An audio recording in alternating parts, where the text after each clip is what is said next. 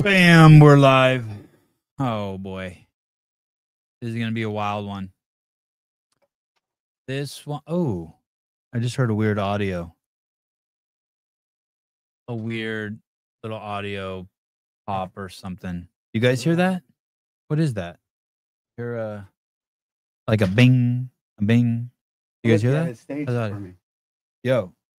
Oh, maybe something's wrong with my mic. Maybe it's something. Yeah.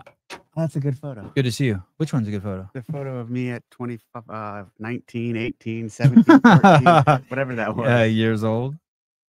Are we live? Yeah. Boys. No, I got a present for him. I told him to come in. Oh, shit. All right. I'm back. Hold on. Oh, wow. Wow.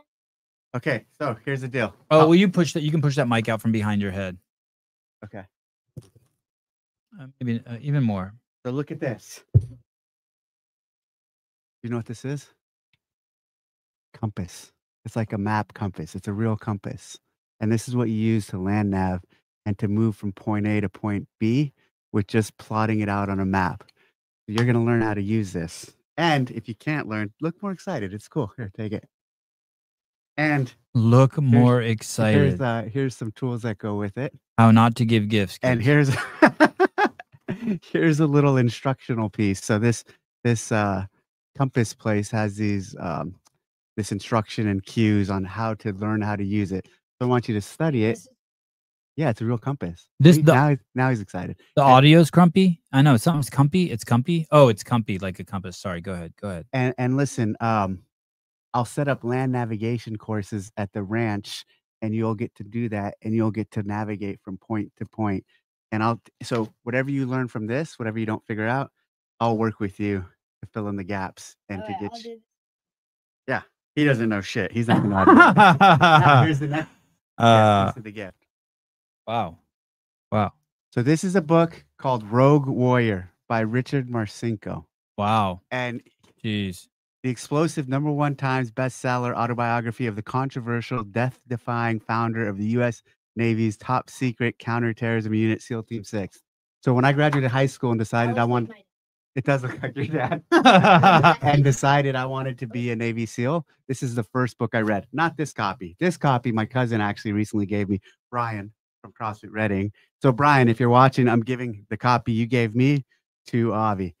So this book is no, Dave doesn't look thin. He just got a haircut. Don't get fooled by it. This is the first book I've read, or the first book I read once I decided I want to be a Navy SEAL, about Navy SEAls.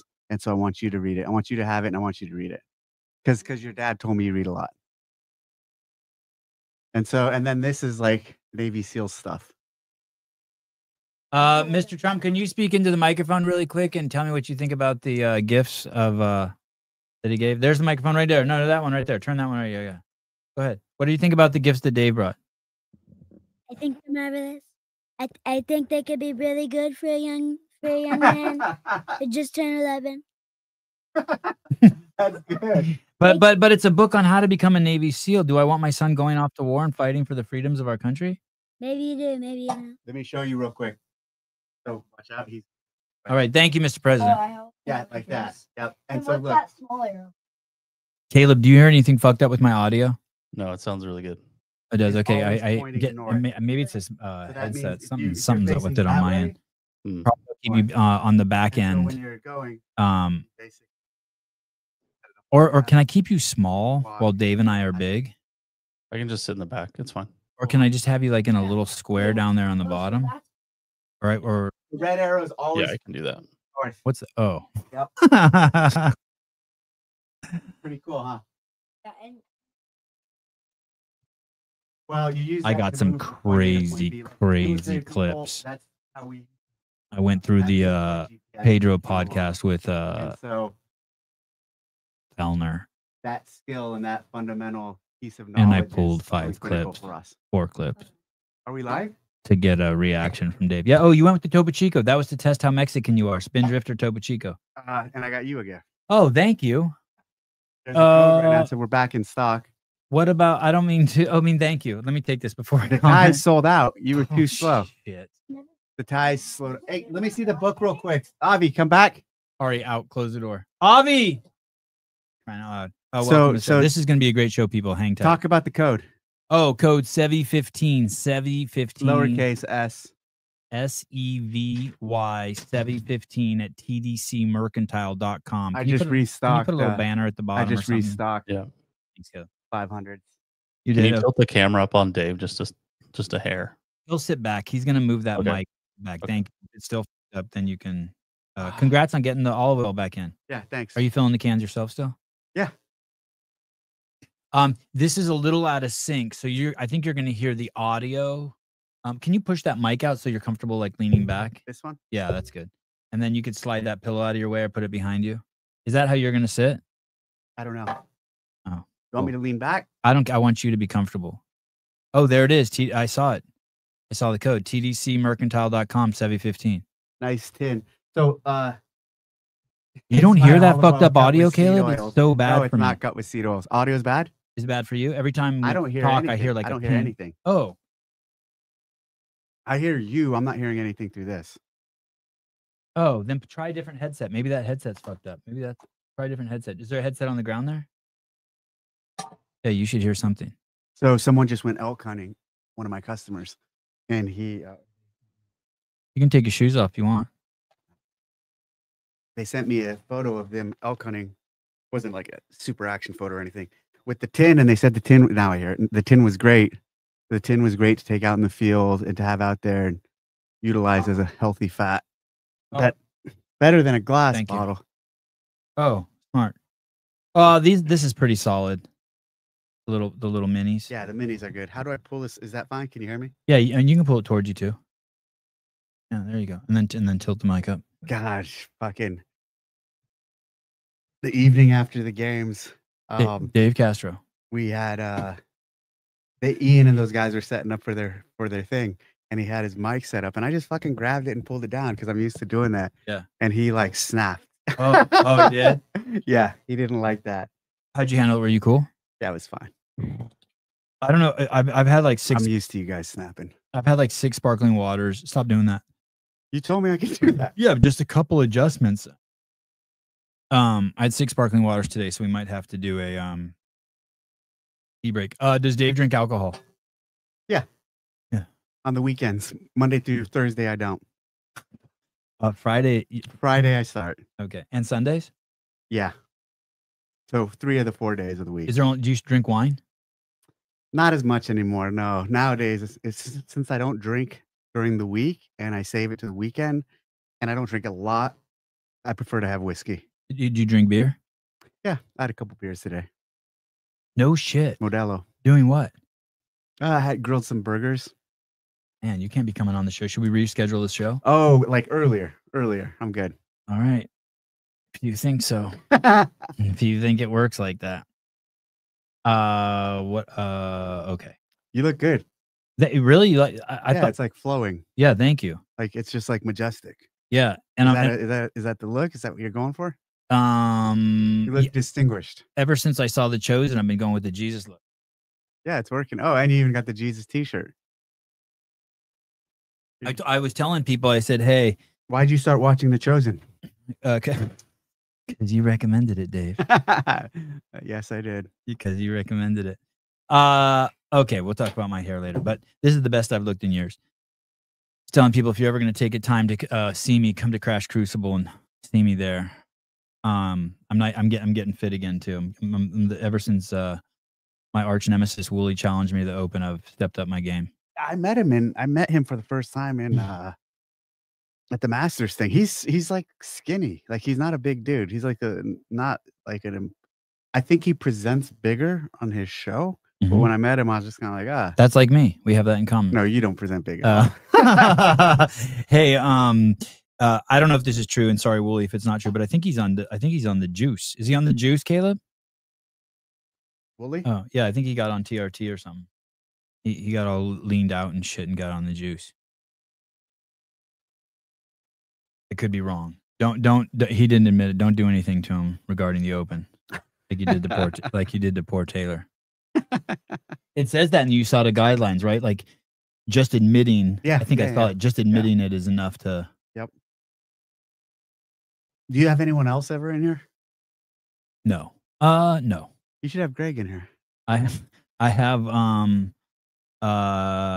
Ari. I have the president of the United States in here. He comes in here. Oh, that was good. He's good. Yeah, he is good. Yeah, I'm pretty. When did he pick that up? The Trivian. Greg, you got that because of Greg. Greg gave that to you. I think we were watching Kill Tony, and he was watching someone else do Trump impersonations, And he tried. and he just loves it. I wish I could do a Trump impersonation. And not only does he do them, but he'll come up like with policy, like okay, here, listen to this. Here we go. China. It's dumb. It's stupid. Like I said, I'm gonna move China. It's only $13 million to buy it, and only $1 million to move it. You're gonna buy China? Yeah, I'm gonna connect it to Alaska. You're gonna connect China to Alaska? How are you gonna do that? I'm gonna use technology, sir, like last time. Technology. I'm gonna use helicopters with the little knives, and they're gonna cut and then lift and bring it, and then we're gonna bury that part and dig a hole in that part shaped as the ugly country, China. That's good. good, right? Good. That's good. Yeah. Uh, Hey, how do I put so Nicole Christensen, we did a affiliate interview the other day. yeah, congrats, live. StreamYard. Yeah, congrats. live. That Welcome was to a the lot big of fun. time. We are big time now. We had like 100 people watching. You mean 30?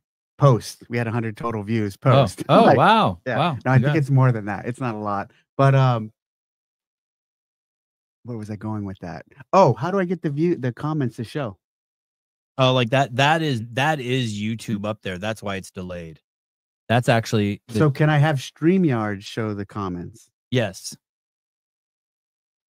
But I'm going live via StreamYard. Yeah, I'm live via StreamYard, and I can see all the comments right here on my screen. So when I was live via StreamYard, you couldn't see all the comments. I know there's a little tab up there you have to hit. It says comments. Okay. And there's a bunch of different ones. You probably had media assets clicked or banners or something like that. Okay. We'll figure it out for next week's show. Okay. I want to dig in right away. To what? Just to the hard topics. You were at Wodapalooza and you had a bunch of the athletes over. Yep. And you basically did a little powwow. Oh, that not only, if I'm correct, not only the athletes that competed there, the individuals, the elite teams, but any athletes who were games athletes could have gone. Yes, but I think one came that wasn't. I don't think we heard someone else was in town. And Yeah, like Hattie was there. She didn't get an invite because I didn't know Okay. she was there. Okay. But I think if we would have known, I actually saw her that evening in the bar and said, "Hey, sorry, I didn't invite you. Just didn't know." We for sure invited the people who were there. Yeah. I actually invited James because I heard James was going to Okay. Sprague, and then he's like, "Can I zoom in?" And I'm like, "No, the zoom in shit changes everything so much." So no, we didn't zoom in, but it wasn't broadly put out beyond that group. But if Hattie would have walked in, it would have been cool. Yeah, that'd have been fun. Yeah. Okay. And what was the purpose of the meeting? When you look at the history of the sport and our engagement and of the games, we had a fuck ton of touch points with the athletes. And you remember this. And here's what I'm talking about. 5 weeks of the Open, not 3, 5 weeks of the Open, a month and a half almost of traveling with athletes, of meeting different athletes, of 5 different weeks of athletes. Then we had all the regional events that we ran, and we would go to them all. I would try to go to as many as I could, and a lot of touch point with athletes there. Then obviously the games. And then after that, we'd have the invitational. And the affiliate gatherings. And that the we'd bring, affiliate gatherings that we'd bring athletes to. Yeah. And just athletes we'd bring to And HQ. we'd bring athletes to HQ, and the projects we do with athletes, and sometimes the motorcycle rides or whatnot. There was so much engagement with that cohort Mhm. back in the day that was, I think, beneficial. And it was it created a good environment, really positive, dialogue, a lot of engagement. That's been lost the last several years, like for sure, especially the 3-week Open, less time to interact with the athletes, the separation from that middle stage, then obviously and the invitational. Did I mention the CrossFit Invitational? Not The cut of the media team made it so they never came to HQ from 2018 to the present. Yeah. Right. So and the CrossFit Invitational. So that was another big touch point. Like we were engaging with and meeting with athletes a lot. I bet you half the people listening don't even realize we had a CrossFit Invitational before there was the Rogue Invitational. So if we ever brought the CrossFit Invitational back, people will be like, "Oh, you're ripping off Rogue or you're copying their idea." Right. That's the irony. But so CrossFit Invitational, that was also another engagement point. Just had a lot of touch points with them. Like I said, last several years, we have not had a lot of touch points with them.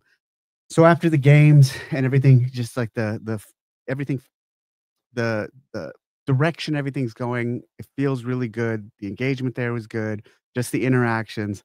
I told the team, I'm like, hey, let's use Wadapalooza, SoCal, as a moment to get together with the athletes. And the first thing I had to do was ask Dylan. So I said, hey, Dylan, would you be willing to give us a little time that's convenient for you to meet with the athletes? And he was great. He said, yeah, absolutely. He's like, Thursday evening, I have a room for you. I didn't even go there. I was just like, and he was forward with it. I have a room for you. You could do it. They don't have anything going on for this hour and a half block. I'm like, great. Let's set up a discussion. Let's set up a time just to sit down with them and have a touch point post games, since the games are over. Because otherwise, like, honestly, really, it would be the games to the open again, other than calls and other than some standard engagement like that. And so that's how it came together. And then, told Heather, told Boz, told Wendy, got our team out there. And I think it was a good discussion and a good move and a good thing to do. Yeah, I was having all these flashbacks. I remember Dan Bailey even moved to Santa Cruz, and Malioza came and did stuff, and Hobart came and did stuff, and Rich came and did stuff, and Kalipa came and did stuff. And all those names you just mentioned, except for Fraser, all those names you just mentioned, they were all on seminar staff. Yeah. And they were all like heavily involved with the community. And so, and it was just a different, and here's what you have going on now. It's crazy. You do have this like return to people like Dallin and Jason there, and Justin and James. They're like hungry to get back to that. And they're hungry to get involved with the community and contribute. And they're okay with aligning with us. They're okay with doing things with us. And it hasn't been that way the last several years. There's like this recent this generation of athlete. There's something really healthy with this young and upcoming generation right now in terms of just wanting to be involved with the community, thinking bigger than just themselves. And when you say Medeiros, he made that road trip down from Idaho to he came to the ranch to Wadapalooza and sprinkled in all those affiliate visits. And his crew was great. He was great. It was a really good time. We brought in a bunch of affiliate members from the local community and had a great workout. Yeah. Oh yeah. And you can never forget Colton, and just Colton. Let's just throw Colton in there. Yeah, but I'm talking about top athlete. Oh yeah. Just sprinkle Colton. Anytime we're saying something good about athletes, let's sprinkle in Colton. Okay. Now,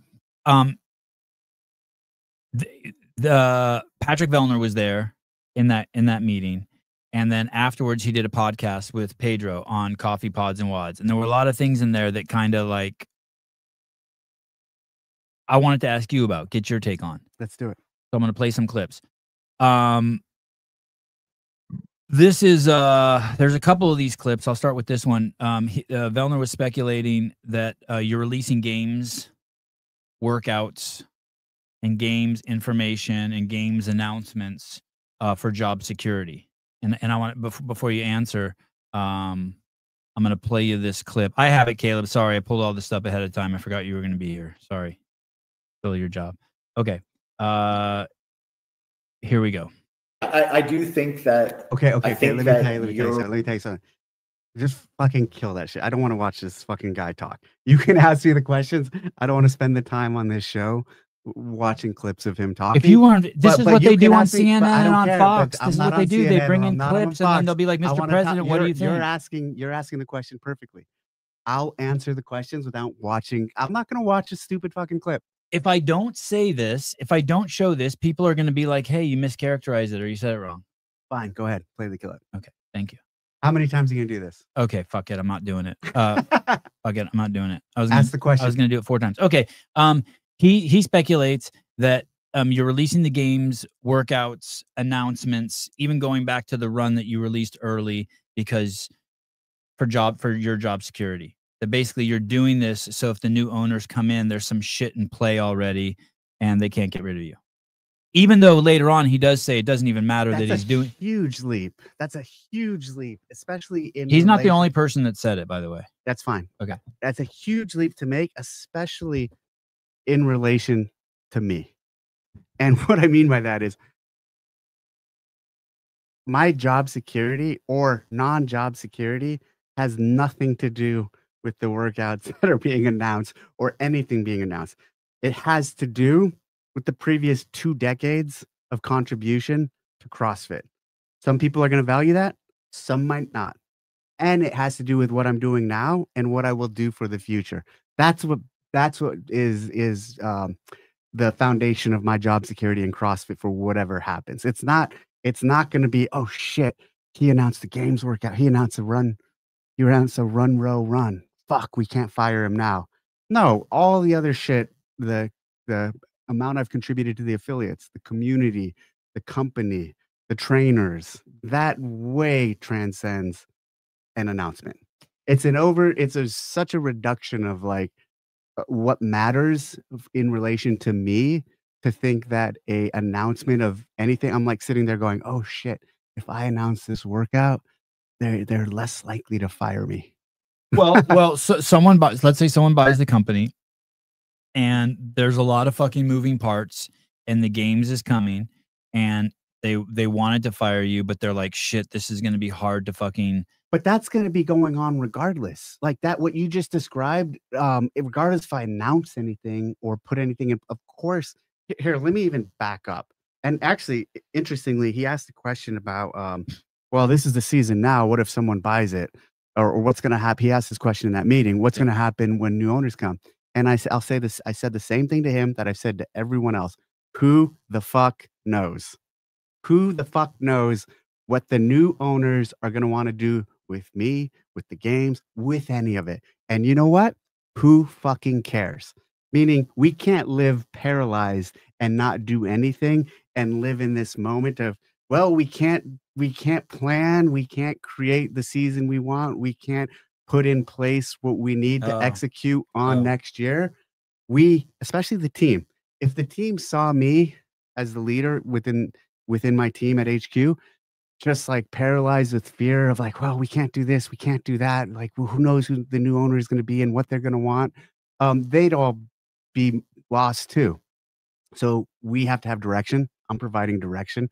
We're moving forward and we're planning things and doing what we can do with what we have. And yes, absolutely. There might be someone who buys it who then decides they don't like anything we're doing and they want it to look different. And there's nothing I can do about that. Unless they work with me or decide to keep me, then I can influence it. Well, what you described right there was Pat Vellner's own description of himself, because he says in this interview with Pedro, hey, I'm only half listening because I can't make any decisions until there's a sale. So what you described is he personally has put himself in paralysis, and he was suggesting. Yeah, I mean, the same goes for you. So now I get it. You nailed his own. Go ahead. Yeah, no, it's just like, and some people are living like that, and some people are operating like that. And I'll tell you what, I am not operating in this fear of doing my job or of moving things forward until Don or Berkshire or a new owner says, stop, don't do anything. You can't. And when told stop, don't do it, we'll stop and we'll not do it. But we have not been told that at any stage of influence that matters to me. And so we're moving, and like, look, we're driving the level 4 forward. We're announcing new locations, new things. Like, we are moving forward and we are not staying static. Number 2, there's a section in there where he says, and he says it so much better than I'm going to say it. The current administration that I know very, very well, that he says he knows well, does not like to do any collaborations. And I'm hoping, and I'm sure the new owners will want to do more collaborations, but I've been here basically 10 years and I'm telling you, they don't like to do collaborations. What do you say about that? Is this thing you're doing with Wodapalooza? He's saying, oh, this is a good sign because this is the first collaboration you guys have done. The irony there is he's saying that at a point where we're collaborating with Wodapalooza, as you're pointing it out. Yeah. It's interesting because someone brought up collaborating with other events. And I said, yeah, we're open to doing that. And we have no issue. And Heather actually pulled me aside afterwards. And she, Heather Lawrence, Heather Lawrence. Yeah. She framed it really well. She's like, Dave, all of these events we're partnered with that are semifinals, are all we're all external events that were not part of our season, were not part of us, and we've partnered with them. And I'm like, yeah, you're absolutely right. Think of that. Think of Like who? French Showdown. Okay. Established event, you partnered with them. Established event that's bigger than a lot of the other events that are out there. Copa Sur. Okay, huge event. NorCal Classic. Okay. TFX. Okay. Syndicate. Okay. The dudes in Australia, their event's massive. What Torian Pro. Torian Pro. Yep. So those are all people a few years ago who existed in the space independent of us and isolated from us. And were doing their own thing. And even this year, we worked with the what is that? The judges. We had them at an open. ASJ. There's Association of Professional. And here's the other thing. I've been very clear from the beginning with the WFP. We would talk to them, and last year we would have worked with them. If they wanted to have been a semifinal, we would have done that. And nothing from them. And so like this notion. So are you saying that if someone asks Will Morad that question and he says, nope, they've never contacted us or offered to work with us, that's not true? That I wouldn't say we contacted them. The Heber linked us up with them. The Heber story is true. He linked us up with them. And even the, what's the thing Bukowski and Vellner is this a show associated with? What's that? The PFAA. Yeah, I mean, we met with those guys last year in LA, and Vellner wasn't there. Bukowski was there. And like, we were willing to listen. We were talking and willing to work with them. So like, I think that's what he wants it to seem. And that's the narrative he wants put out there. And that's the narrative he wants to just keep building up. And it's just none of our actions show that to be true. And that's a fact.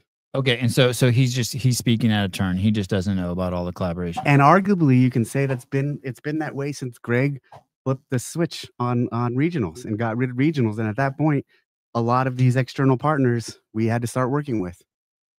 Okay. All right. I like it.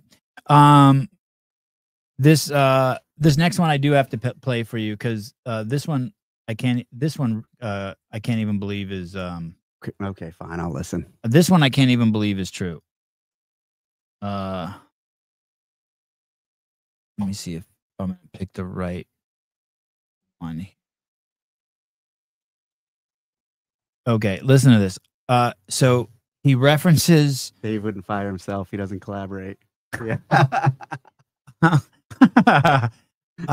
This one, he's asked, are you going to compete?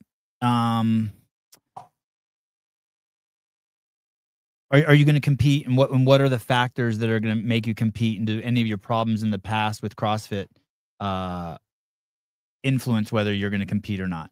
And it's longer than this, but I'm going to play the crux of it, the part that really was like, holy shit, I can't believe he said this. Okay, here we go. That it's too onerous. Do I think it's whatever? Then I'll maybe have to make a decision based on that. I'm not doing or not doing a season because of like a petty squabble. Like, so if the season looks better and then they seem to be, communicating things better and differently, and like standards seem to be in place to keep everybody safe and happy and to keep the competition fair, like that's all we want. Like, that's fine. I'm not doing a season or doing a season because of a petty squabble. Would you say what him and the PFAA proposed and took up so much bandwidth of the media was a petty squabble asking that you be fired? Clearly he views it that way. Did Right. I view it that way? No. But I'm also, if that's the way he wants to view it, that's fine. I don't give a fuck. Does it tell you anything about him? I see it as it's him coming after your job. These guys, and then to refer to it as a petty squabble seems pretty. I don't know what the word is. I think the liberals call it tone deaf or read the room, or they got some fancy phrases for it. It's definitely diminishing of the impact they were going for. Right. Oh, it wasn't that. It was just a petty squabble. I mean, it was such a petty squabble that him and other athletes didn't do the games last year. So what's the question? Do you view it as that as a petty squabble? What happened with all of that PFAA stuff? I don't even care. I'm not even thinking about it. I don't even view it. Okay. It's just so moved on from it. So do you care whether or not he comes to the games or not? No, not at all. You don't. I don't care. And that's the beauty of CrossFit and the CrossFit Games is that the only measure of him qualifying or making it to the games again is performance. And there's zero like this is some of the problem I have with all these other events that are basically a popularity contest. We're not a popularity contest. We aren't based on Instagram followers. We aren't based on Sponsorship, telling you who to. Yeah, exactly. It's clear, it's cut, and it's dry. It's 100% performance. So if he qualifies and he makes it to the games again, I'll welcome him with wide arms. If he doesn't, I don't give a fuck. So I don't care if he goes or doesn't go. It doesn't affect you. His presence, you don't care. Zero. No, not at all. Have you ever cared who goes to the games or not? No. Okay, so you're good. You're. If we were, so here's where we are in the realm of choosing the open announcements and stuff like that. Like even when you look at what happened with the Invitational the second year or the year Frazier got second, that fundamentally the fact that we chose Jason over Frazier, and that wasn't like what I'm talking about with qualifying to the game, so objective, it ruined our relationship forever. For Matt, because Matt got so pissed. Matt got so pissed that years later he was still referencing that, and so that's why I don't care. Because when we're out of that, it doesn't matter. I don't want to be in the choosing. Now with the open announcements, like yeah, sure. Are we gonna pick people that are better ambassadors for CrossFits and the affiliates?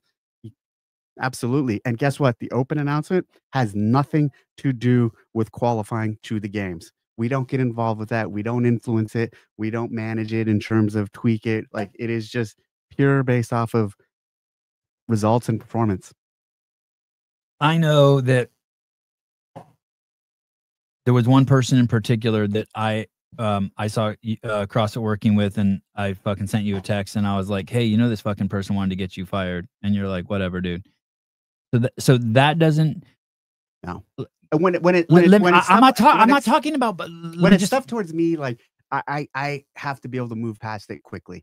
I get that, but why give these people? I see what you're saying. Like it doesn't matter. You're running a sport. Who cares? But if these people are, I had employees who were really. I had this employee who was really, really good, and you and Nicole and Bruce were telling me, "Hey, this person's poisoning the well. I'm like, I don't care. They work really hard, and you're like, "Hey, dude, they're fucking poisoning the well." And finally, I realized that you're not concerned that if you platform these people and put the cameras on them and give them more attention, the ones that are just fucking haters. Like I'm not saying that you do anything to hurt them, but why give them opportunities? Yeah, this objective notion of the performance, they're getting it because they've earned it. Especially like with Road to the Games or coverage at the games, they're there. Again, it's all performance based. It's not. And to your example about the employee, that was an employee. That's someone who worked for CrossFit. Okay, but listen, I'm going to tell you who it is, and I buried the hatchet with her, and I'm cool with her, and I'm going to tell you ahead of time. I'm glad that you handled it the way you did, but it's Fee Sagafi. Yeah, she got a Road to the Games. She's recently on CrossFit's Instagram. She got to be on your podcast. She gets all these things, and she didn't earn those things. I'm not saying that you do anything to hurt her at the games. She should get everything that everyone else gets. You know what I mean? But you're going above and beyond for someone like that. So saw her at Mayhem, and she came up to me and was incredibly nice and gracious, and we had a nice long conversation. And I have to view that moment and that interaction as, with whatever happened in the past, as an attempt to move forward. And so in my mind, she made an attempt to move forward, a very noble one and a very gracious one. Yeah, and she is a very noble, gracious person. And I respected that tremendously. Mm-hmm. And also Royce, he came up to me and we had a conversation where he just addressed it directly. And I respected that, and I appreciated what he had to say. And so in that, it was easy with someone like Fee to just move forward and not dwell. Was she rewarded for that? I don't know if she was rewarded for that, but she was definitely. Were you like, hey, this girl came up to me and we buried the hatchet. You said, let's get her in the open. She didn't do an open. Didn't she do an open or a Road to the Games? An open or Road to the Games? Yeah. I didn't choose the Road to the Games. All right. Oh, so we can expect to see Vellner in an open announcement this year. No, not at all. Zero chance. Hey, the fucking guy didn't compete in the Open or the games this year. Why would he get invited to it? See, so it's like that cut and dry with some of these decisions. Like if anyone from the team hit me up and said, "Hey, what do you think about Vellner? We're doing one in Canada. We think he'd be a great choice." No, he didn't do the season last year. He's not getting to do an open announcement. Okay, and I apologize. I don't. If he's listening or anyone, I didn't mean to drag her through it, but I'm trying to understand. For years, it's been like you guys have favorites, and then now it's like it's just an obvious that you don't. If you do have favorites, you're definitely not doing that anymore. I've never seen the favorites thing, but it's just interesting to me.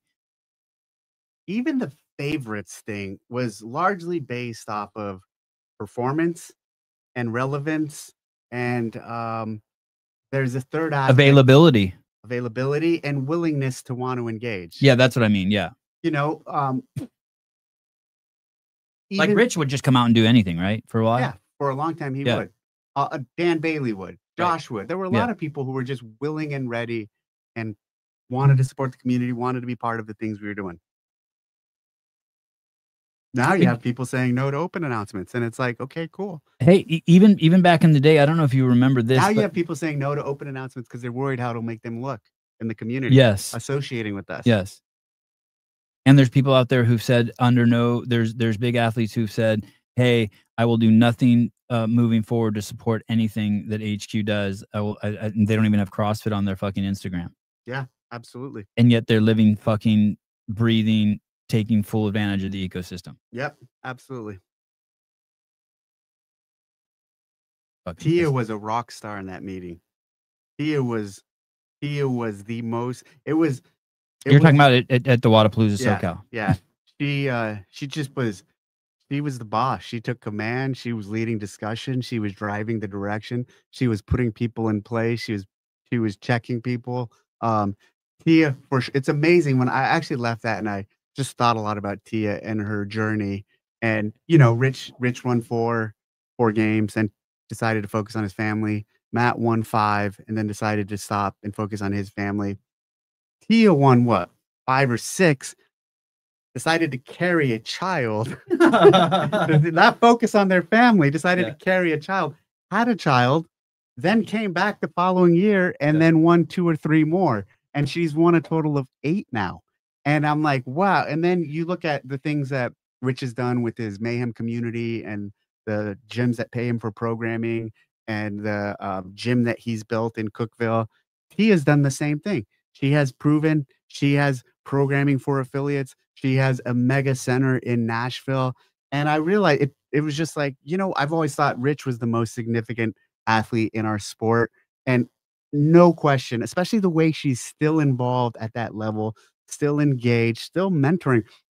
I watched her and Jason have a long conversation at the end of that meeting, and Jason was just asking her for advice. Hopper? Yeah, and picking her brain and on training and on intensity. And it was really cool to just see how she was mentoring him and just guiding him and how willing he was to hear. And so she is the most significant athlete and competitor in CrossFit now and ever, by far, in my mind, from my place, from my perspective. The word on the street is that after the Lazar Jukic death, drowning, the head honchos over at Proven had a powwow.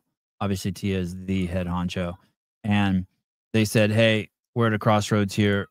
Do we lean in and just fully embrace CrossFit? Or is this the time to break away?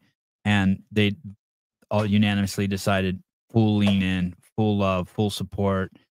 Community needs us more than ever. Rich leaned in too. Yeah, totally. Yeah, I agree. And it was a guy at his gym. Yeah, Rich. He was a rock star. Yeah, Rich leaned in heavily. Mayhem leaned in. Yeah, rock star. Did you see? Do you think that was a pivotal point? Is it since then that you've noticed a closer relationship with? Oh, you came in with your own Topo Chico? No. Oh yeah, your wife gave me one as I was walking in. Oh, do you see that? This isn't mine. This is cool though. Did you see that as a change that moment as it changed, like the 24, like right after the 24 season with Tia? Yeah, she definitely leaned into and was very supportive and very communicative and just like working with us. And but this epiphany I'm talking about having was really at that moment in this meeting in Wadapalooza, and just watching her and listening to her and seeing her speak amongst her cohort, and everyone there is obviously looking up to her because of what she's done. And I left that realizing again, like this notion of I've always thought of Rich as the most significant athlete in our sport, and I've thought wrong. It's to me, it doesn't matter what anyone else thinks. This is what I think. It's clearly her. Clearly. Do you talk to Rich Mhm. regularly? I chatted with him a couple days ago. Do you have open line of communication with him anytime you want? Have you ever felt like it's closed? Yeah, for sure. We have an open line of communication. Text, phone call, whatever. Both, either, any. And does Don have an open line of communication with him? Yeah. And he can text Don, and Don can text him. Yes. Yes. I know they've texted. Okay. And do they talk on the phone? Do you know? They've talked. They have. Okay. And have they had any in-person meetings that you know of in the last couple months? I don't know. You don't know? I mean, they saw each other at this coaches congress, right? Yeah, that's the part that kind of that's the why I'm asking so many loaded questions. There was a moment in there where Rich said something about wanting change or something, and needing to have a bigger voice or something. I don't know what he said, but then Don, word on the street is that Don said, "Hey, that's on me. I should have a better line of communication," or something like that, or let's talk. And I'm thinking to myself, how is that on Don or Rich if they have an open line of communication? Like they can both like. Clearly, one of them doesn't view it that way, or maybe Rich doesn't view it that way, and Don agrees with him. So I'm not going to speak for how their line of communication is. Yeah, that's if there's a disconnect there. Maybe I perceive it wrong. Okay. Maybe they're both right. Can you sum up what Rich is not happy about? No. Okay. Do you have any? What's Rich not happy about? I don't know. I don't know. No. But I don't even know. I don't even know when people talk about change. Like every time they say the word change, like I need to hear. Maybe it's just me. My memory is going. I would like 3 bullet points of what they would like. It's too esoteric. It's not like specific. It's not. Yeah. Julian Ifford, is it true that Sevon was a subject matter in that meeting, and if so, why, and what was the context of that part of the meeting? I think we talked about this. It is very true. Of course, he was a subject in that meeting in Southern California. Yeah, of course. You brought it up? No. Oh, why would I bring you up? I kind of did tee it up, I guess. Yeah, I kind of did, because I asked, was everyone okay with the engagement of the sparkly bands at the event? And really, to sum it up, yes, at the event, you guys were all fine, but some people were really tweaked by all the other stuff outside of the event. Just the how we do the media ecosystem. Yeah. But they said we were okay at the games. We behaved at the games. Yes. Do you view I know you don't consume a lot of media, outside media, but do you view us as doing anything? Has there anything popped on your radar where you're like, hey, that's grossly inappropriate? I consume more of it now than I ever have before, but that amount is way less than, a majority of people who are consuming it. So to answer your question, say the question again. Do you think that we do, have we done anything that where you're like, oh, those guys fucking crossed the line, that's popped on your radar, that just jumps out at you now? You cross a lot of people's lines. Right. But I mean, like I think you guys are incredibly controversial at times. Are we talking about just like CrossFit related or uncrossfit related? You dive into politics, you dive into religion, you dive into things that people are traditionally afraid to dive into. I don't care. Okay, let's say specifically about the athletes. Do you think that is there anything where you're like, oh man, you guys got to lay off those athletes? I don't watch that closely. I do know you. Do you think it's okay for us to talk about relationships that athletes are having? Yeah, boyfriends and girlfriends? I have no issue with any of that. Here's the thing too. If you're going to live the life and be this celebrity in this space and have several 100,000 followers and put a segment or a large segment of your life out there, and you only want one side of it seen, the glossy side that you're putting out, don't be surprised when people are highlighting the other side. And you have to expect that and be prepared for that. You can't think that you can be a major figure in any realm or any community and not take criticism. Guess what? Even from that community or even from the people who cover that community. And we've talked about this before. Look at any other sport and look at how athletes are um, scrutinized, criticized, um, torn apart by media on a regular basis. And so there are micro and mini sub celebrities that this CrossFit sport, this CrossFit competition has created. And a lot of them are leveraging the shit out of it, but they only want it leveraged in one direction. And when there is the opposite direction covered, they're insulted and mad. And how could you say that? How could you do that? How could you care about my dating life? Well, you're fucking putting your entire life out there. Of course, people are interested in what you're who you're dating, what's going on in your dating life. So it's totally, I don't have any issue with it. And also, here's the other thing. I have this unique perspective of whatever hate and attention or negativity any of these athletes think they're getting. I've had it 100 times worse. You personally. Me personally. I know that. I trip on that too. I ask Pound you on this show like every Monday. Hey, listen, for the last 2 decades. Yeah. For the last 2 decades, there's nobody in CrossFit other than Greg Glassman who's taken more heat and more attacks and more shit than me. So Greg's number 1, and then I'm a close second.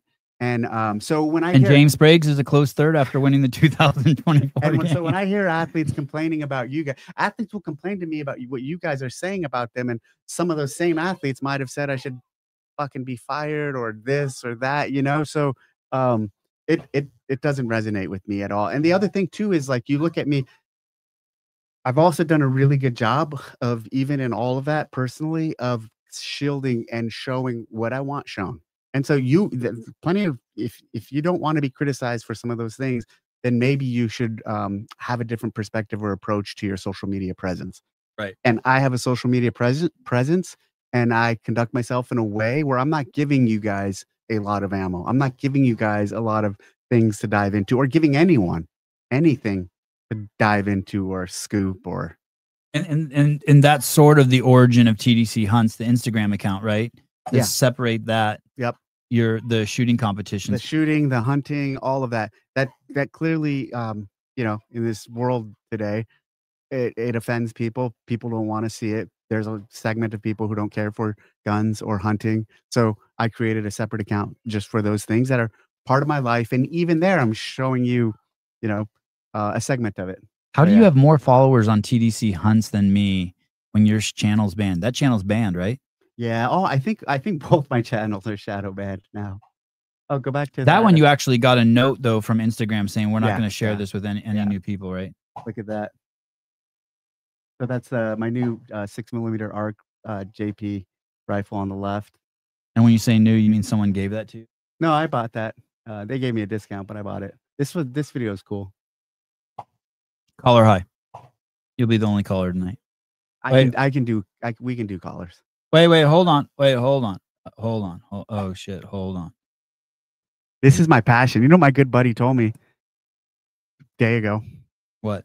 He's like, hey, you're spending all this time shooting. Hold on, let me say this, caller. You're spending all this time shooting your new 6mm ARC.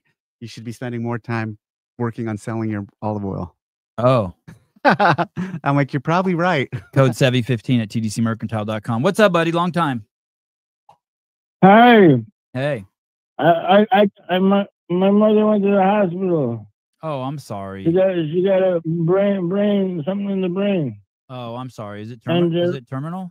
It's okay. Don't worry about it. Okay. I saw like 3 or 4 702s. You know, like I told you, Obama came to Cooperstown and the state police flew over my house. Oh. So if you want to talk, I can give you names and dates. Okay. Let's do that maybe tomorrow morning or in the morning when I don't have a guest. Okay. Okay, love you, buddy. I'll call you then. Peace. Love to your mother. Mhm. Bye. All right. Sorry, just one of my homeboys. Look at Scott Morgan's comment. Shit. Read that one. I want you to read that one. Scott Morgan, beautiful daughter.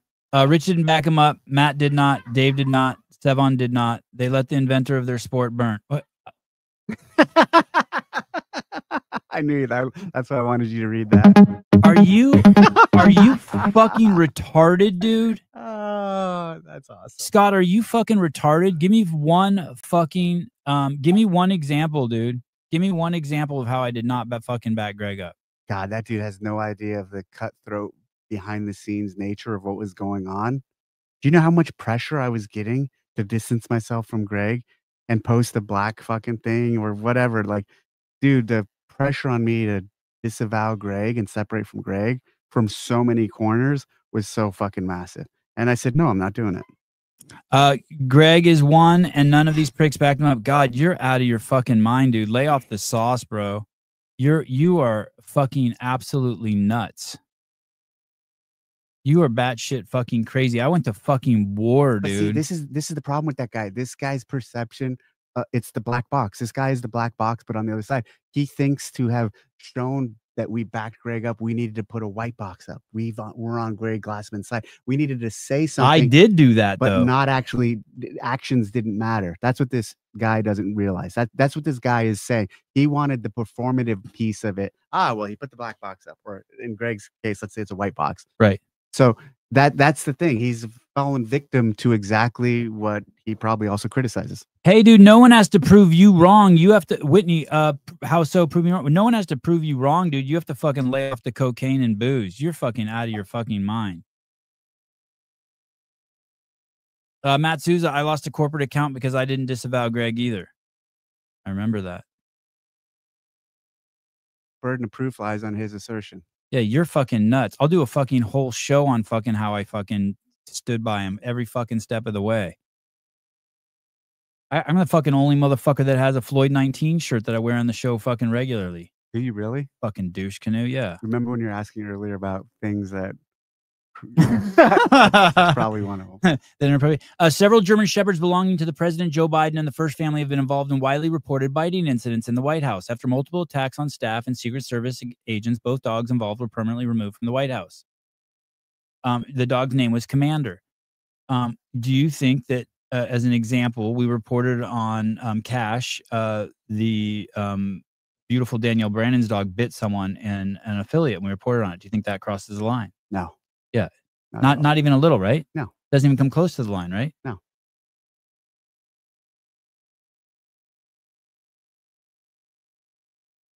Jump ship. Seth.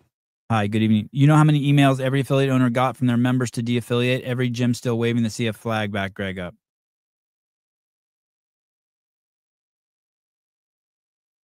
Who's Joe? You were saying Tia and Katrin didn't cancel Greg. First of all, Greg wasn't canceled. Greg sold the company for $200 million.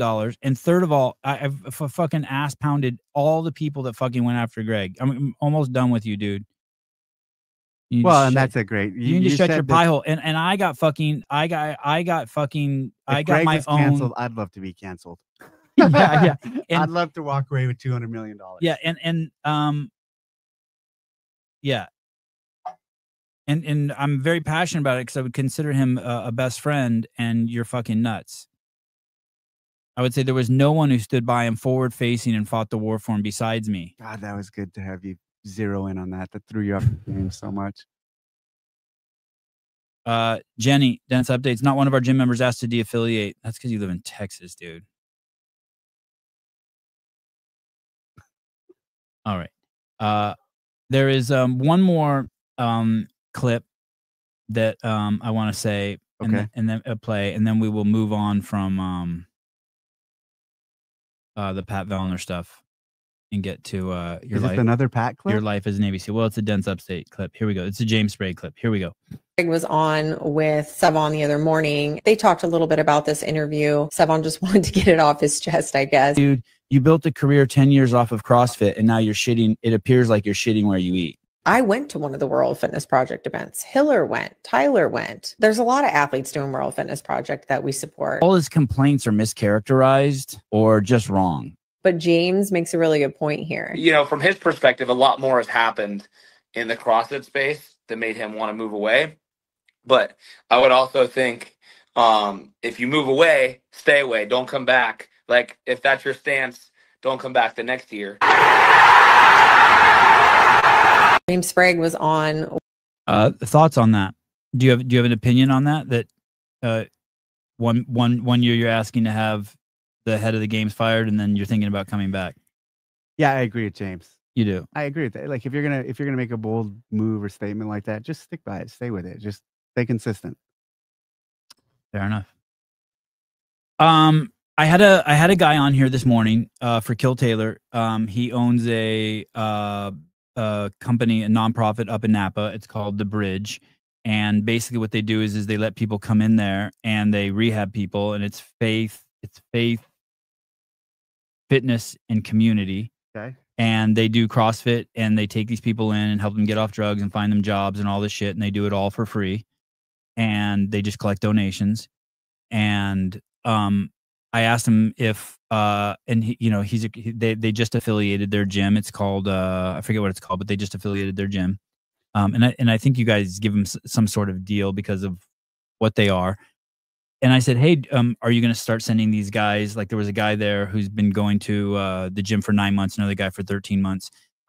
Are there places like this that could buy a package of L1s at a discount, or could they apply for a scholarship, or do you guys do stuff like that? Or, Yeah, or like sure. if they wanted to bring down like 5 guys to get a booth at the games and show what they're doing for CrossFit, that they could contact you and get that stuff, like, Yeah, because they absolutely. can't afford a $20,000 booth and shit like that. Yeah, we work with groups like that all the time. Like look at Redemption Road and the things we've done with them and etc.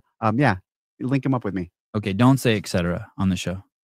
because of what's his name? All my friends, just, Killer. yeah, all my friends. I just don't want to hear it from them. Don't want to hear. Just don't want to hear. Fucking, don't want to hear. Are the games coming to the West Coast? We'll have to see. Okay, but you know, Of course, I know. there are very reliable sources that are saying that it's coming to the West Coast. There are very reliable sources that have been saying the company's going to sell on Tuesday. Oh, we'll get For the past year. dude, it's crazy. Okay, we'll get to that in a second. I want to press you on the games a little bit. Are the games moving back to Albany in God, at that meeting, they asked about, so they said, hey, are the games going to Albany again? And we said, no, they're not going to Albany. And then they talked for like 10 or 15 minutes about how bad Albany was and how they didn't want to go back to Albany. And when they say they mean more of like the amenities and the surround, the venue was great. all of venue was that. great. Yeah. And I kept having to say, hey, I said we're not going back to Albany. So we can move on from that. There was this impression that the people, and they were a great host, by the way. My neighborhood was great. I had coffee every morning at Dunkin' Donuts. Yeah, I thought so it was a trippy town. It was definitely unique and a little tired. But the guy who spoke, I think, for the venue basically said for 2020, what are we, 26? Yeah. 26, it's moving to the West Coast, and then it's coming back in 2027 to Albany. That's not. Did he say that? That was my take on what he said. You want to call Heather and ask her? No. Doesn't matter. That doesn't matter. Okay. Real quick, just about Heather. If I were to ask Heather Lawrence is Justin Berg's position. No, I wouldn't say that. Is she your right-hand man? Yeah. Okay, because she walks around like she's got the biggest dick in the place. She swings that thing around, no problem. Does if I were to ask her what she thinks about you, what do you think what would she say about you? I don't know. But I'm also I think it'd be fair. It might be, I think it'd be fair and honest, and maybe I won't like it. And I'm okay with that. Okay. All right. No injuries at the games this year. I asked Sean Rocket if that's ever happened before. He said not that he knows. does that? I'm trying to think of any professional sport I've seen on any given Sunday or Saturday where I've never, like, even just, basketball, they play, I don't know, over 100 games a year. I can't remember ever not seeing an injury in a game. Does that mean that is that in any way? I'm not saying you want people to be injured, and I know someone's probably going to try to clip this to make it seem that way, and that's fine too. But does any party think the test wasn't hard enough if no one was injured? No one even pulled out. No one pulled out, right? Nobody pulled out. Does that make you think, okay, that wasn't hard enough? No. Even a little bit? No. You're okay with it? Yeah. You happy with it? Yeah, I think it's cool. I here's the thing. I don't mean to use injury as a metric, but I am. I mean, I guess I do mean do it. With what the stated goal or the stated objective was with the programming, it's kind of not a surprise. What I mean by that is with this notion of we're kind of going back to the core and we're keeping it basic, fundamentally, all of those people train all of the basics and all of that 90% of the time. So it's the things they're most prepared for. It's the loading and demand they're most prepared for. A lot of those guys train more in a single day than we test them in a single day at the CrossFit Games. And then if we're doing core CrossFit and core movements, they're completely prepared for that. I think when we've had some of these other elements that are untraditional or outside the box, they're maybe not as prepared. And I don't even say this believing this, but maybe that helps contribute to I don't see, but I'm not even gonna say it because I don't believe it. It might have just been a fluke. That's all I'm like. It might just be like, I'm not. Here's the thing. I'll say this too. There was zero, like, I didn't even know that till like the next day or 2 days later. Someone on the team says, "Hey, did you know no one got injured? But did you know nobody got injured at the games?" I'm like, "No, I didn't." And they're like, "It's the first time it's happened." I'm like, "Okay, cool." It's not like we were programming these games and saying, "Okay, we're gonna create a test and no one's gonna get injured." It's not like we ever program and say, "Okay, we're gonna create a test and someone at 5 people are gonna get injured." I mean, you look at even what happened with Brooke and her elbow, as horrifying as that was again to this nature of routine. And that could happen any year that there's a snatch. Yeah, exactly. So it's I don't have a good response to that. All right. But it's cool. Yeah, it is cool. It's really cool. Enrique Noriega, Heather Lawrence is extremely nice. No one was canceled. Jonathan Ortega. Listen, I appreciate Jonathan. This guy's fucktarded.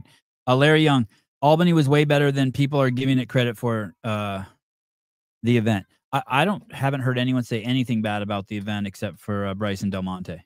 Who's that? One of the guy didn't shake your hand. Oh, okay. I think everyone thought the event was fucking absolutely amazing. I thought the venue was great. I thought the crowd was amazing. The setup was good. I liked it. Yeah, I liked it too. Dylan Val, Sevi, where can I or Dave or anyone watching or listening get one of those Jesus Cristo shirts? These are available at Vindicate, VNDK8.com. It's my favorite shirt. I wear it all the time. Here we go. Seema, the way Jason Hopper talked about his recovery between the last 2 events, I think it was hard enough. Okay, so there was no unknown and unknowable this year except for the pegboard. There was still unknown, unknowable in terms of workouts, in terms of tests, in terms of there wasn't any unknown and unknowable in terms of equipment or something new not seen. Sure, but in terms of tests and number of events, and there were still pieces that were released leading up to or the day before. That was supposed to be a dig at you because of the slippery pegboard. Thanks for fucking that up. We talked about this. You and Dallin and James doing stuff during the comp season. Okay, here we go. People have been telling me, this is a topic of discussion today, actually, on Kill Taylor, that they want to hear about your previous life. Okay. And you have not, and you don't talk about it. Yep.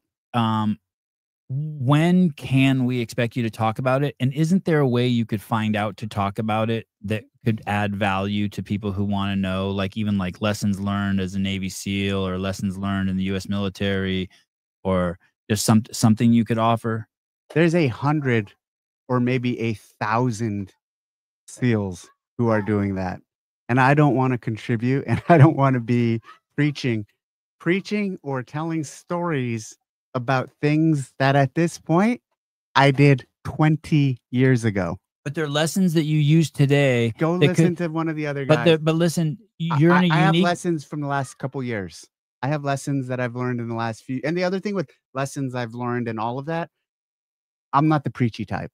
I'm not the type to tell you this is what I learned and this is how you should do it, and my way's the right way. And It doesn't like, have. It doesn't that's have to. not my style. That's just not my style. Like, I'd rather, instead of telling you of all the glorious, amazing things I've done at a certain point in my life and what I've learned from that, you can see through what I'm doing now and my actions now, how that's impacted me and how it drives me forward.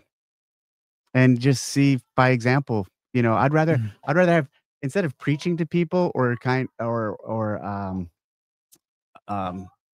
creating all this narrative around these moments that have given me lessons to where I am now, just see how I conduct myself or see how I'm working and learn from that in action.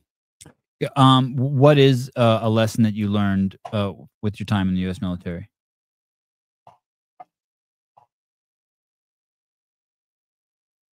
Well, one, I think I'm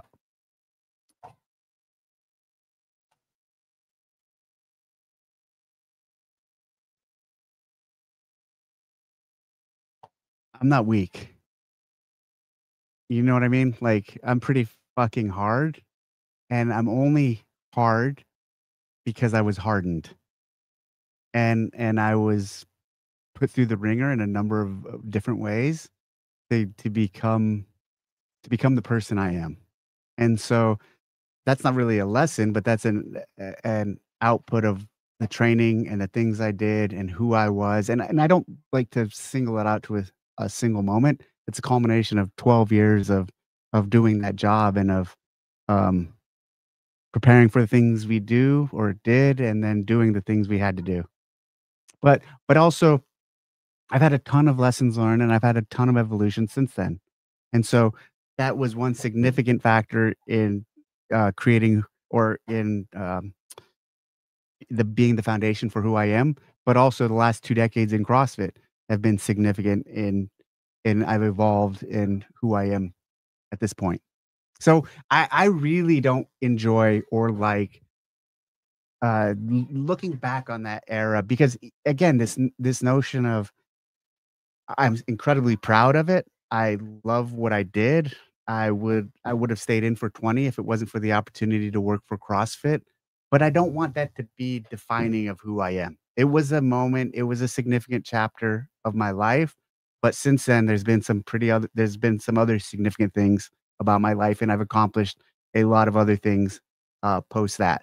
I get it. That's sexy. I was a Navy SEAL. I was a SEAL for 12 years. Everyone wants to hear about that, and I don't want to talk about it. It's just, I think it's a different chapter, and I've moved on from it, and I still incredibly respect it, and I respect all the people I work with and continue to stay in contact with.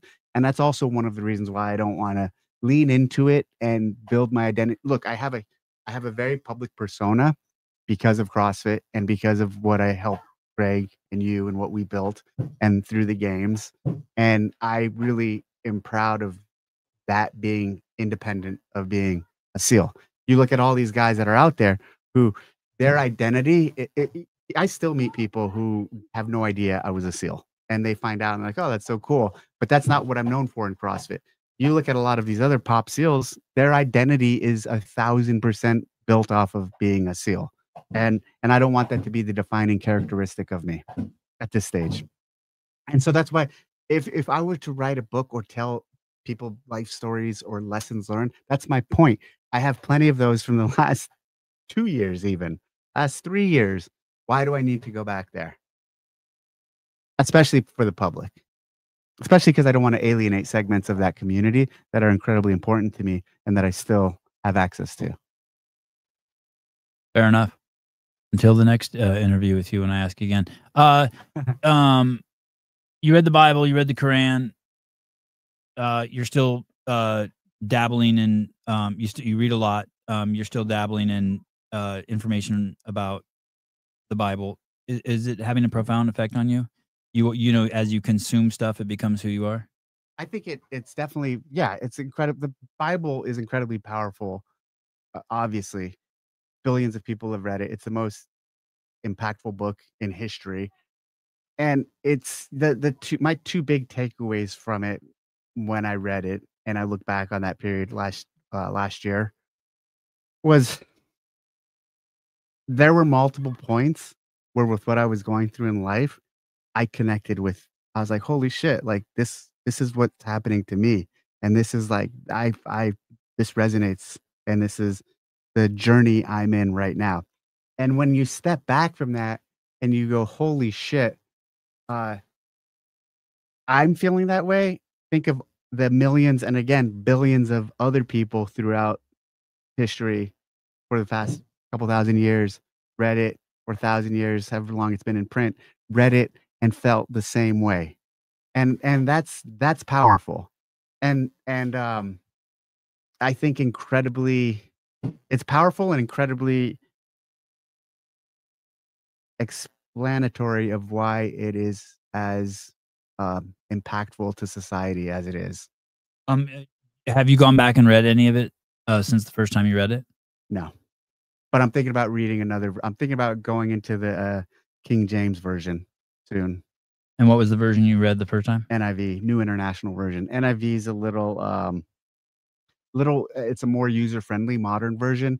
King James is obviously written around the 1600s, and it was it's one of the most probably widely distributed versions. There's been hundreds of different versions, and it's in the Old English language, kind of Shakespearean. And then the other thing I was gonna say I learned from it is, it's like a guidebook for life, and it's like a good book to just give people direction and give society a moral compass, and that might be the most important piece of it. If you're religious or not, if you believe in God or not, if you think Jesus was a savior or not, regardless of all of that, it is such a good foundation for a civil society, and I think that's the most one of the most significant pieces of the Bible, for sure. But would you put it in a top 5 to recommend to people? Yeah. Of all the books you've read? Yeah. I was thinking about this the other day. You've never smoked weed, huh? Mm-mm. How could that be living in Northern California? That's a good question. I mean, we're in So I the grew up here, and it's marijuana like mecca. it was the mecca. Growing up in the 80s and 90s, and my dad was involved in a bunch of shit and seeing drugs around and seeing stuff. It kind of dissuaded me from wanting to go there. And then the fact when I got into high school, everyone, all my friends were smoking pot. Everyone was doing it. It was really the first thing I believe that was foundational for how I was the rest of my life, even to this date, that I was like, because it's so popular, I'm not doing it. Because everyone's doing it, I'm not going there. You don't have any tattoos. And so that was the next example I was going to give. And so then when I became a SEAL, the popular thing everyone was doing was getting tattoos. Everyone got a frog, skeleton frog, or SEAL team number, and dudes were covered head to toe in tats.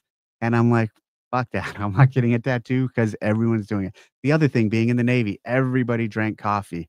So I was like, nope, not doing it. Didn't drink. I only started drinking coffee like maybe 7 years ago, 10 years ago, when I was well out of the Navy. And even when I got involved in CrossFit, same sort of thing. Everyone was doing a lot of guys had tattoos and avoided it through that. So there's a lot, and there's tons of other examples I could think about if I sat here long enough and thought of them. But even coming to CrossFit and being in those early days doing CrossFit, that was against the grain and counterculture. So I've always kind of gravitated to not doing what's popular or not doing it just because it's a fad or everyone's doing it. And that's why I never smoked weed, or I've never done any drug. And also the other thing, as I've aged, I also realized I have such an addictive personality. If I would have tried Coke or any of that shit, I think I would have fucking gone off the. I'd have been nuts. It would not have been good for me. Hey, in that there's a week in SEAL training called Hell Week, right? Yeah. Or do they give you coffee there? I don't think they give you coffee. I don't remember. So those dudes go cold turkey, no coffee. Yeah, I don't remember. I don't know. I don't think I ever had coffee in Hell Week. I know you didn't, but did the other guys, like when they would feed you? Do you remember seeing coffee there? Oh well, they probably drank coffee. Yeah, because so like your other the meals, other guys for meals, you'd go into this big chow hall, and actually through Hell Week, you ate a lot. Like you could eat pretty much as you wanted. It wasn't food deprivation; it was sleep deprivation. Right. Okay, but they could get coffee. The reason why I ask is if getting off of coffee can cause massive headaches. For I stopped people. drinking coffee a couple months ago for like a week, and I was fine. No but headaches? I only have no headaches. But I only have 1 cup in the morning and then 1 cup in the afternoon. And actually, my wife told me to start drinking coffee again because she said I was so fucking annoying, and so she thought it actually calms me down. Oh, because I did feel like off of coffee, I felt way more like just go. Oh, interesting. Yeah. Okay. Patrick Clark, good evening. Any regrets not staying till you're 20 years, even as a reservist? Yeah, totally. I regret it all the time, but it was also the right decision at the time. At the time in 2009, I had to re-enlist, and if I re-enlisted, I'd have left Buds. I was a Buds instructor at the time, and I was working full time for CrossFit. So I was a Buds instructor and working full time for CrossFit, running the seminar team, and in 2009, running the CrossFit Games. And so the 2009 CrossFit Games, you know this, not a lot of people know this, but I actually programmed while I was overseas in Afghanistan. And so I had to make a choice, stay in. And if I stayed in, I'd go back to being operational, which means I'd go back to a SEAL team. And if I went back to a SEAL team, I wouldn't be able to double dip. I wouldn't be able to work for CrossFit at the same time. So I chose, and I believe it was the right choice, to get out and work full time for CrossFit. And in 2009, if you think about it, like everything was going like this.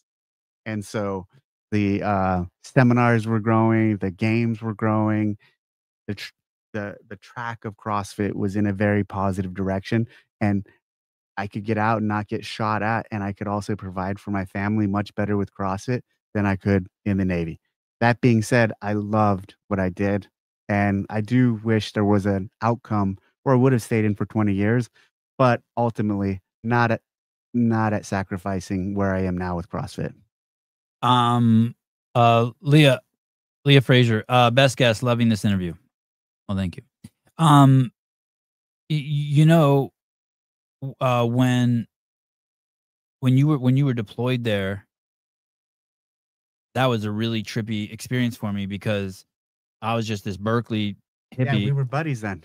And I would get up every morning and walk barefoot a mile, buy a bag of broccoli, get a cup of coffee, and work on editing videos. And then I would see you pop up in G-Chat, and every day I'd have a short conversation with you. And it was like you were in a totally different. So that was in 2009. And basically, at that point, I'd been a Buds instructor for 2.5, 3 years, going on 3 years. And I contacted my old team and my old troop chief, and I said, "Hey, I want to come back and do a deployment with you guys." And I didn't tell them, or I didn't tell my team at that, or my command at that point, but it was really kind of a last, like, okay, this is the close of my chapter. This is like, I'm done with this. And so they were gracious enough to let me come back, train up with them, and then do a deployment to Afghanistan. And coming back from that trip, I knew, okay, I'm done with this chapter of my life. And so I came back, and I love the same thing. I love that trip. I love the guys. I love what I did, but I knew I was going to get out. And then when I did get back, I told everyone I was getting out, and they were not excited about that because the command, the Buds, they let me take time off because in that regard, they think you're staying in. You know, they think you're going. And I made chief. I made E7, and so, but I didn't.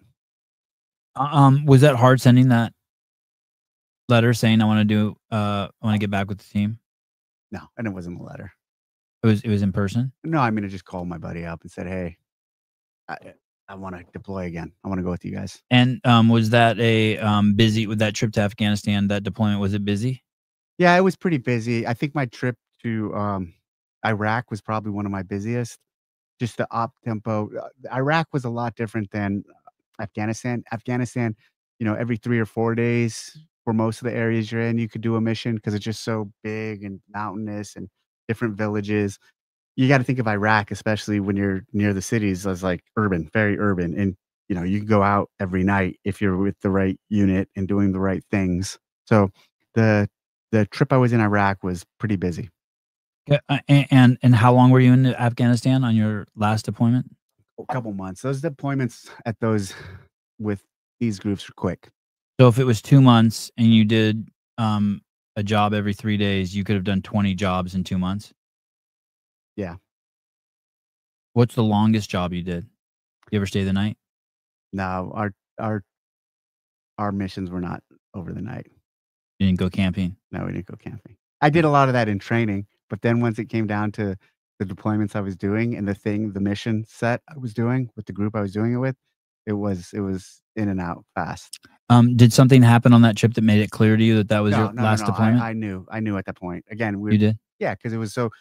I knew I was going on that as my last trip because I knew I was going to get out to work for CrossFit. Did you tell your wife that? Yeah, he probably knew. I don't remember what I said. All right, I don't want to push my luck, guys. Let's talk about machines at the games. I fucking hate machines. Why? I just think that we are the machines. I think that this year's games had too many machines in them. You think that this year's games had too many machines in them?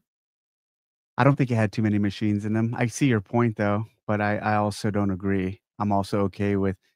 I think machines have been like, why have the skier, dude? Seriously, it is like I have no issue with it as a training implement. Yeah, torque, but this dude.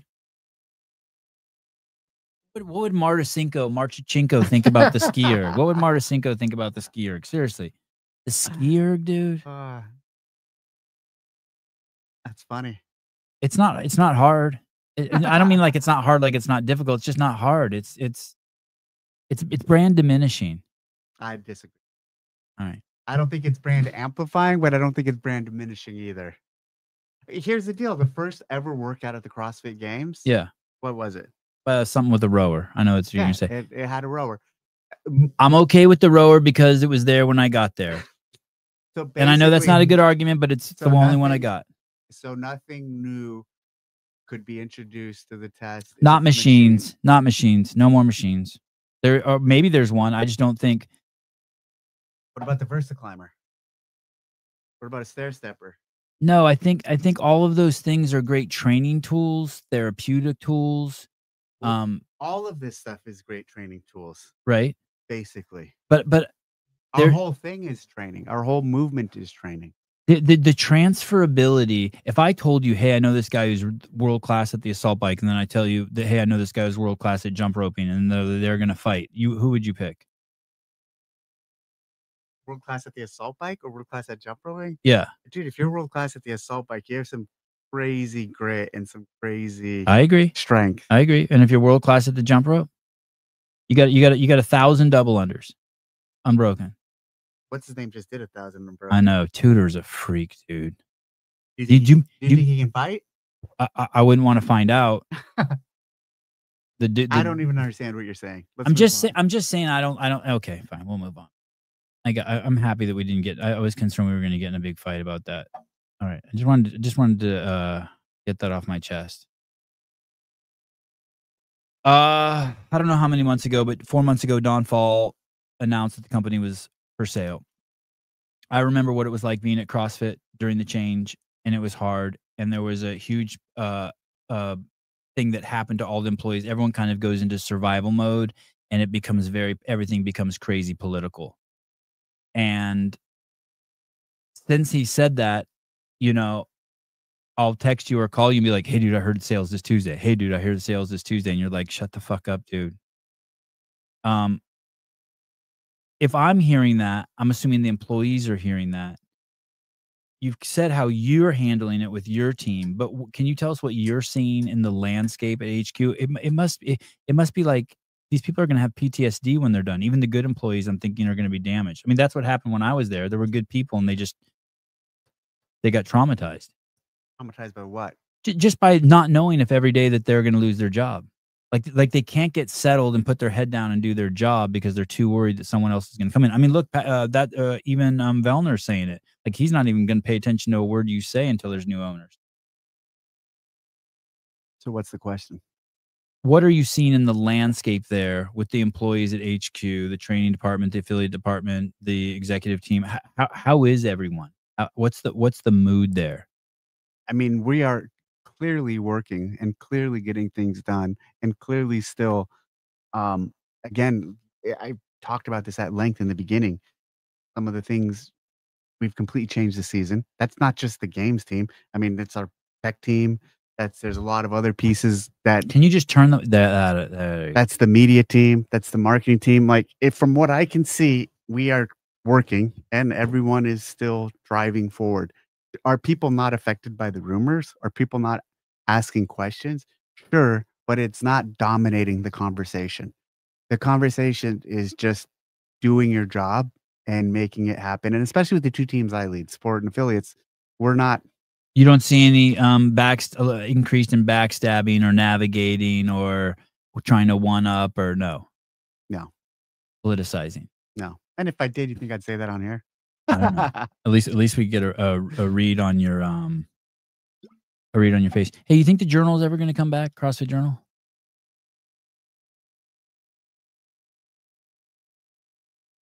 I don't know.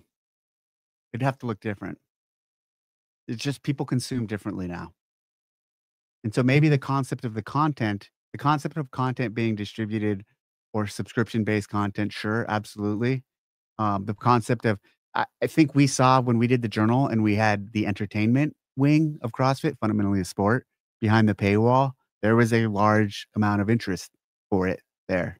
And so I think something like that, some of the training content we did in the past where we'd tease it outside of the paywall and then put the full length behind the paywall. Nowadays, because so much training content is free, I don't know if that's the direction to take training content at all.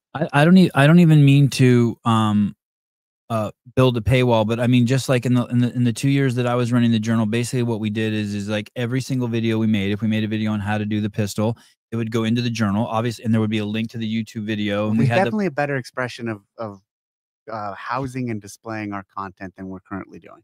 That we should be that bringing that back. When you say the Journal, I think of the actual subscription piece that we charge for. I mean, you mean the collection and distribution of the content. Yes. Under Wonderband. So every time a video comes out, there's like a half-page write-up or a one-page write-up about it, and then you have an app, and it sends you a notification that CrossFit published something, and just so that I think should come back. Absolutely. Yeah. Okay. Yes. And do you think it will? I hope so. All right. Because I mean, I think Greg turned that thing off in 2018, and it's wild to me. But that's kind of my point. Is what existed won't just get turned back on. Especially as much as the websites change and as much as all of our systems have changed, it basically has to be a new expression. A revamp. Yeah, it has to be a new. It's not as simple as what you're suggesting. Just turn on. There's this story that I've heard that there's a CrossFit Games podcast that's supposed to be coming out, a weekly live show. Can we get a date on that? What do you think of the concept? I fucking love it. I'm hungry for it. I think it's going to be great. I love anything that like the rest of us in the ecosystem can like get weekly. Or do you watch the CrossFit podcast? Yeah, I watch it. What was that response? That response was because I don't watch all of them, but I just watch this. I was gonna say I don't know, but then the games one you're really excited about. Yeah, I'm very excited about the games one. The CrossFit podcast, if there's someone on it that I know, like Hobart was on it last week, I'll for sure watch it, right? Yeah. Because I get the notifications from YouTube. The games one, if it's used to like leak information, like little bits here and there every week, yeah, I'm going to be attached to it. And if it's going to be like a sports AM show where people are going to be fighting with the fucking commentators and debating shit, yeah, I love all that shit. If If it's going to be retarded like fucking JR and Taylor and Bryson Del Monte show on programming, shut up and scribble, I'm not watching it. But you know what I mean? If it's like juicy and shit, talking about injuries and whether so-and-so's like, is the rogue programming legitimate? If it's a lot of hot takes, fuck, I'm going to be so into it. See, so if we were to do it, that's exactly, there's a segment of people who really give a shit about that. Yeah. Again, the entertainment aspect of CrossFit. Yeah. The sports side of it. Yeah. And so I believe a games one and a standard CrossFit one can live and potentially will live side by side. And some people will watch one, some people will watch this one, some people will watch both. Yeah. It's up to the consumer to decide what they want to see. Yeah. So when does the game one come out? There hasn't been. Have you guys? There's never been a live games podcast ever at CrossFit. Correct. And so, is there going to be a live one? We'll see. I'm going to get in trouble. I can get in trouble. People have all these plans for announcements, and they tell me don't say anything because if you say it, it's going to get stolen, and someone else will post it. I would like to see it. I think people should be able to call in. I think it should be a throwback to the AM radio shows. I think it should just be like fighting about whether machines should be in the games. Like I want to hear people fight that out. You know what I mean? You want to be our first guest? I'd love to. I don't really know anything about the games. You're toxic. Patrick Clark, best coverage of age group and adaptive this year. Shout out to your team, especially Kelly Laxton. Do you know her? Yep. Who's she? Never heard of her. She's on the team. Okay. Very impressed by her leadership and vision. Patrick Clark. Oh, great. Nice. Oh yeah, CrossFit. Sevon wants Tommy, Sean, and Pat hosting. Listen, I'll take fucking anybody. Tommy, Sean, and Pat. That's old school. Yeah. Didn't they have a show? They'll get a tremendous reception. It might not be the one they want, but they'll get a. Didn't they host? We had show? We had a CrossFit Games update show. It wasn't live. Yeah. But it was a cool show, and they had people like was nice. They had people like Miranda and. Yep. Yeah. They put a lot of work into that. I was on that show once. I brought a giant picture of Rich Froning. The Hobart ones are good, someone says. Dave's forums are looking yoked. How is your fitness? I did the main site workout today, the intermediate version, which is 5 rounds of Helen, run 400, 15 kettlebell swings of 35 pounds, and 6 pull-ups. It was good. It was nice. Why are you laughing? Because that's not where I am normally. Like I should do the RX Helen, which is 5 rounds of 21 swings at 53 pounds and 12 pull-ups. And I could have done that. It would have taken me a lot longer, but I'm just not in that place right now. But my fitness is decent. It's not great, but I'm trying to get back there. Oh, because you see the opens coming? Mm-hmm. Any announcements for semifinals yet? In terms of what? Is something burning in here?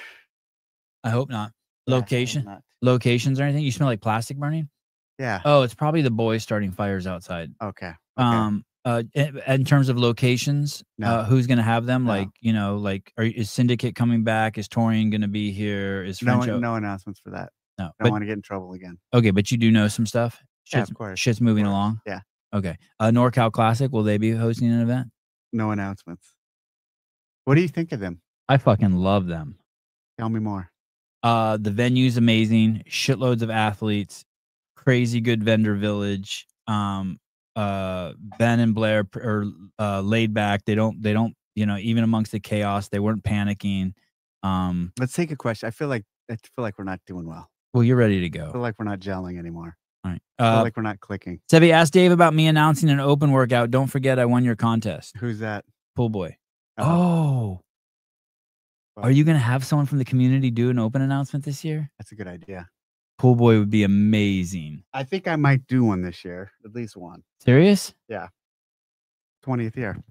20th Oh, that's games. awesome. Yeah, it is the 20th year. That's where my head's at least. Do you have the resources to do what you want to do with the games this year? I mean, I'd love to have double the budget for broadcast, double the budget for venue, double the budget for everything we're doing, right? I'd love to be in an environment where we had more, but with what we have enough to get it done. We're working with what we have. I mean, what do you want me to say? What do you want me to say? We don't have the support we need? You're trying to get me fired? Yeah. I am. All right, that's all I got. That's it. Get one more question from the community. Maybe two. The community. You mean the fucking heathens Your in the community. chat? Wow. How about some virtual lane markers and lines to beat for the games broadcast? What does that mean? Like the ones the NFL uses? I don't know what that means. Yeah, I think so. Um. Yes, Julia. Yes, you can. Wait, I got to read it. Can I come watch the 26.2 open? I'm an hour away. You know who that is. Yeah. Yeah. Cool Boy puts it to her. I wasn't going to say it like that. Oh, olive oil. Yes, olive oil. Sevi15 at tdcmercantile.com. Ken, by the way, I heard you got blocked. Sorry. I don't know how that happened. That's a complete accident. Have I talked to Taylor recently? Yes. Where'd you talk to him? He texted asking about the level 4. Oh, yeah. He's going to be really disappointed. Why? Because he wanted the level 4 to be really, really, really hard. And he wanted to, you know what I mean? Like a black belt in jiu-jitsu. What's FMK mean? Fuck, marry, kill. Next. Oh, here's a good one. When will the chili oil be back in stock? Oh, that's a great question. I got probably a few weeks. Oh, olive oil discount is not working properly. It's lowercase Sevy, SEVY 15. Yeah. Oh, that's not good. If it's working, it's Dave's fault. If it's not working, it's Susan's fault. Susan's good at taking them. Sevy just got my Thai chili today in the mail. Thanks, Dave. The small leather keychain was a nice touch. When's your next live show? Wednesday. You are? You're back at it. I'm kind of surprised you like it. You're okay with the chaos?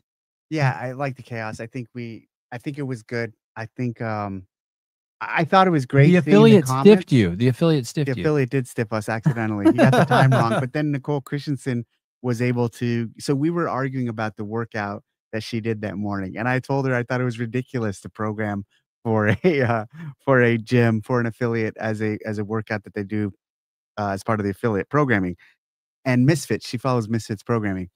And so we were going back and forth, and she loved it, and she had almost thrown up, and she said it was the hardest workout she did in years. And so she ended up getting the Misfit programmer on the call.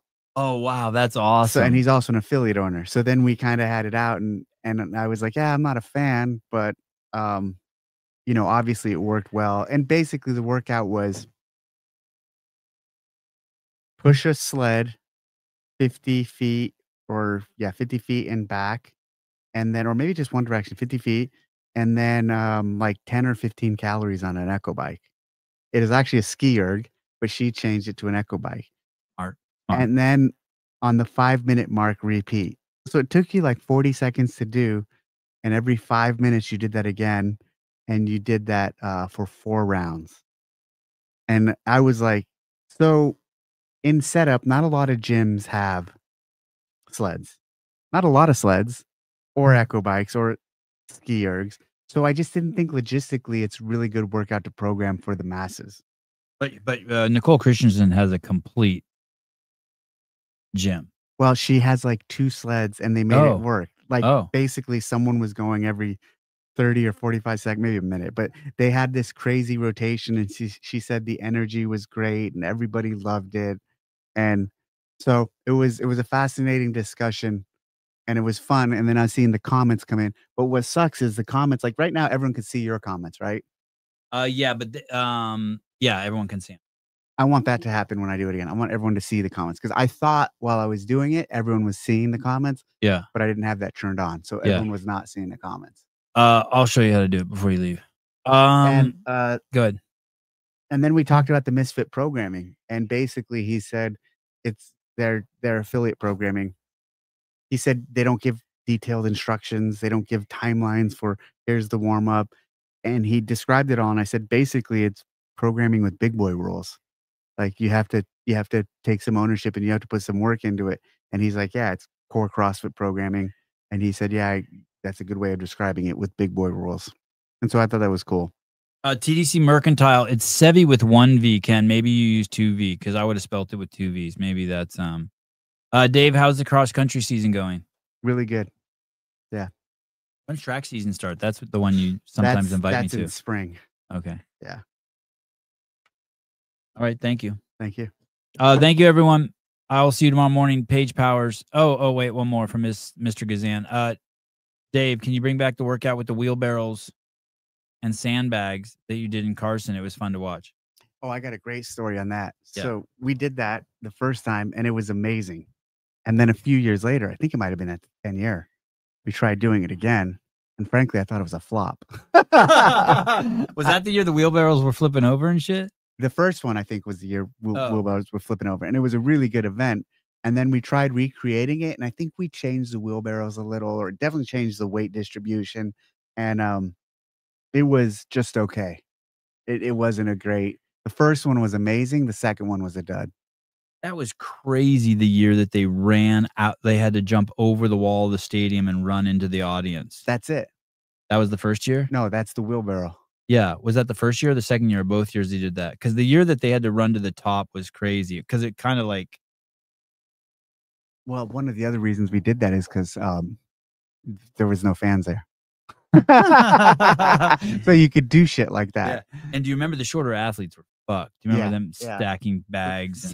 And So basically, there was only a few thousand people there instead of 9,000. And so pushing people into the stadium was in the cards. do you want to hang out a little bit and watch some UFC? No. All right, guys. I'll see you tomorrow morning. Page Powers. Use the code. How long will the code be available? 24 hours. Okay. 24 hours. I think till Monday. I think I put on the thing Monday. Yeah, that's good. Because people watch the show tomorrow. Okay, keep promoting it tomorrow. Okay. Please. Yeah. Dave, will you be at Service Cup? No, because of cross country. I wanted to go, but I'm not going to be able to make it out there. Oh, family first. Oh, Paige Rogers. It's Paige Rogers. Thank you. Any chance you'll go to Crash? No. Bye-bye.